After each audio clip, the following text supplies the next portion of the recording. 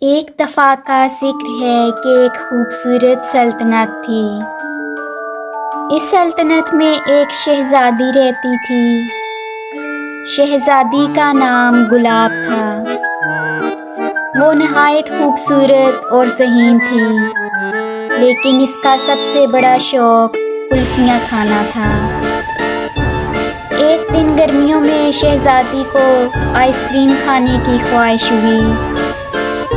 اس نے اپنے محل کے باورچی سے کہا، آج میں خود شہر جا کر سب سے مشہور کلفی والے کی کلفی کھاؤں گی۔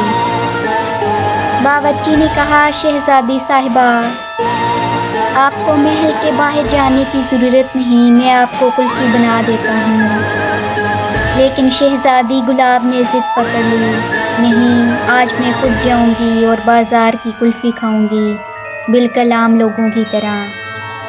پھر شہزادی اپنی ایک دوست کے ساتھ سادہ کپڑے پہن کر محل سے نکل پڑی۔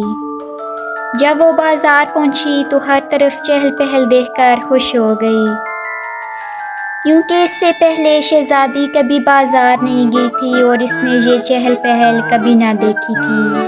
وہ پہلی بار بازار دیکھ رہی تھی۔ لیکن جیسے ہی کلفی والے کی دکان پر پہنچی تو دکان بند ملی۔ ایک آدمی سے پوچھا، بھائی صاحب، کلفی والا کہاں ہے؟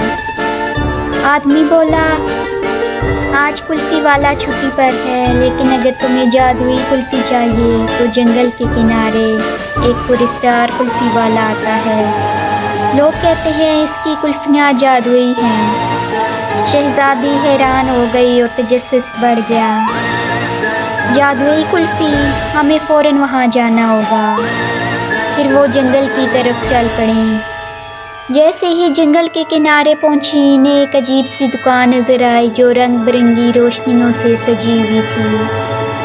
دکان کے باہر ایک بوڑھا شخص کھڑا تھا جو نہایت پراسرار لگ رہا تھا۔ شہزادی نے ہمت کر کے پوچھا، کیا آپ کے پاس جادوئی کلفیاں ہیں؟